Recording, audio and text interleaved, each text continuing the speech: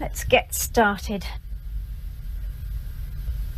This is the speaking test of the International English Language Testing System taking place on Saturday the 11th of March at Beacon Centre, centre number BN367. The candidate is Sabrine Valancheri and the candidate number is 0003400.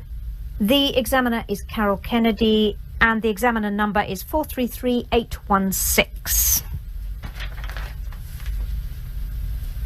Good afternoon.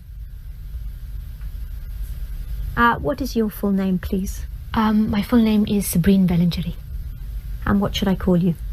You can call me Saba. May I see your identification, please, Saba? Yes, here it is.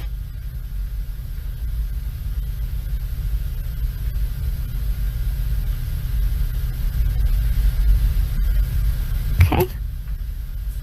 Thank you.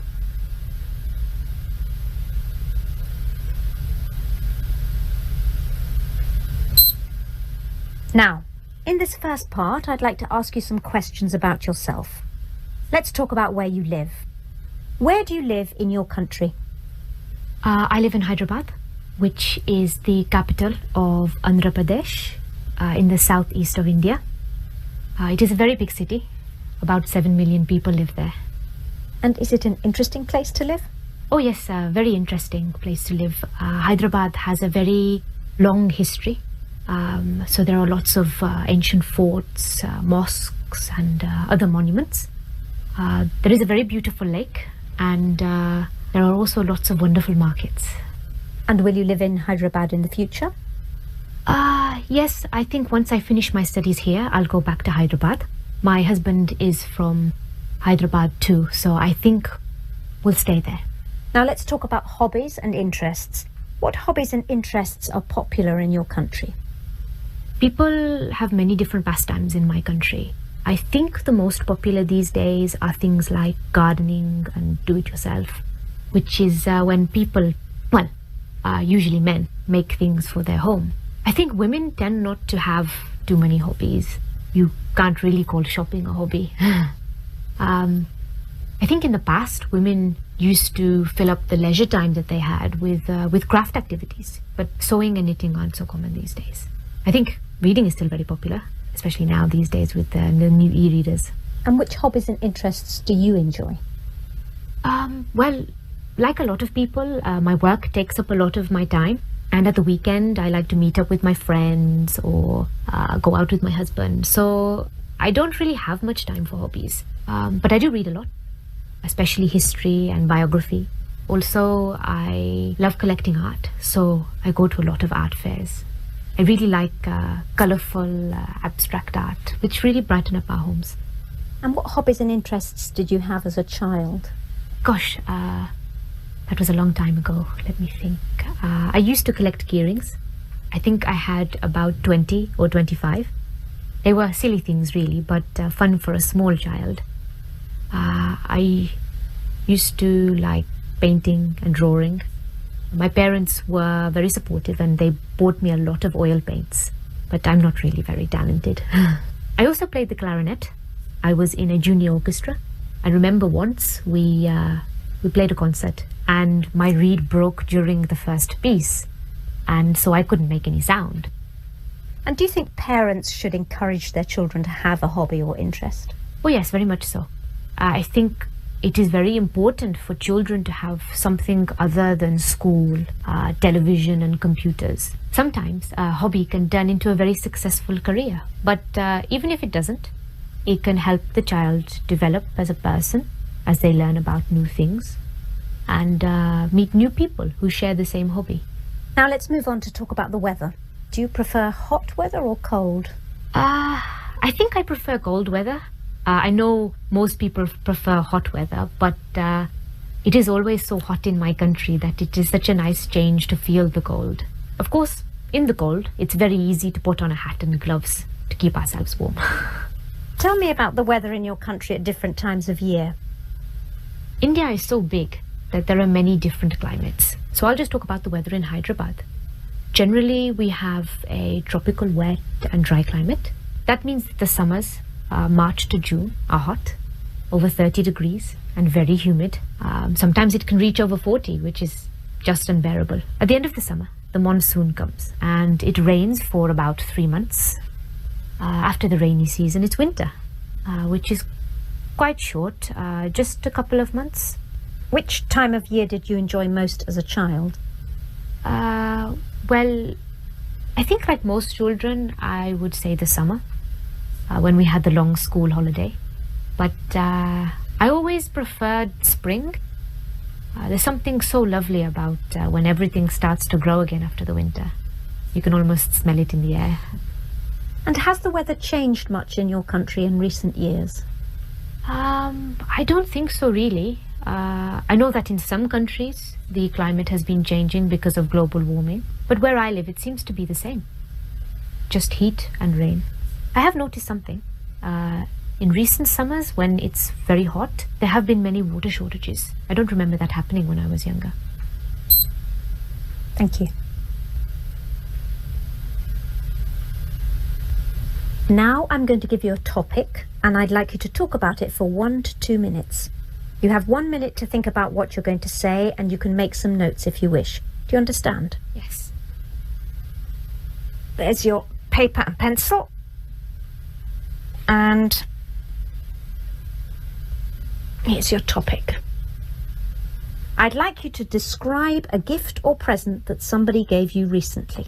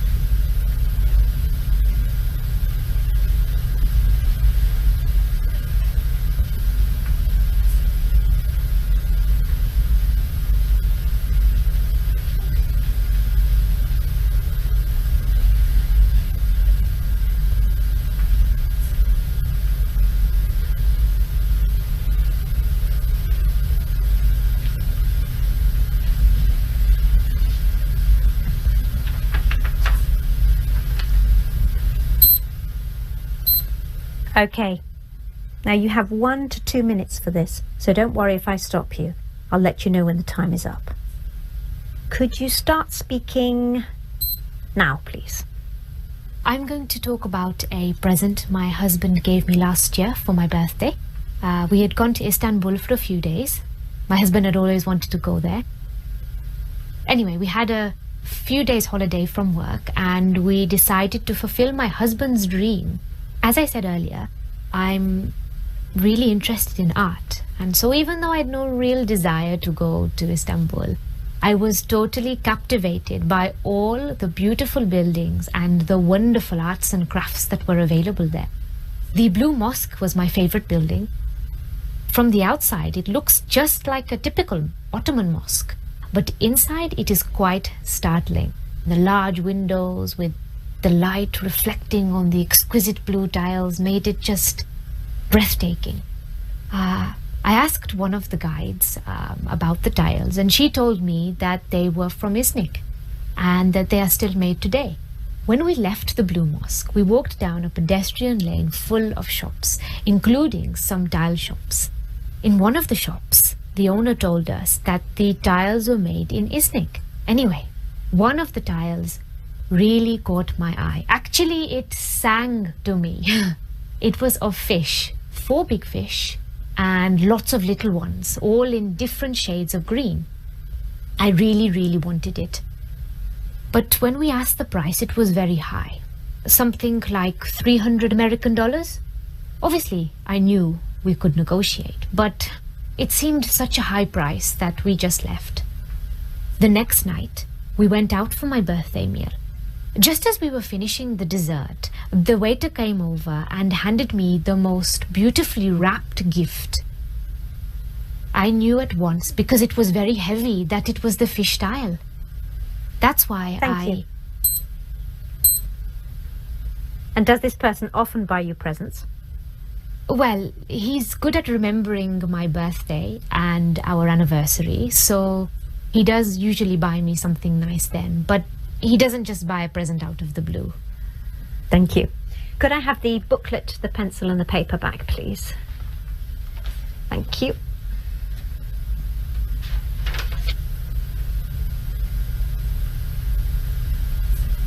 Now, you've been telling me about a present you received, and I'd like to ask you some more general questions related to this. So let's talk about attitudes to gifts. Can you tell me something about how people feel when they receive a homemade gift and when they receive a shop-bought gift? Well, I think as with everything, it depends on the person and the gift. When a grandchild makes something for their grandparents, like a bookmark or a clay pot that they've made at school, then obviously their grandparents will treasure it. For adults, I think it's a bit different.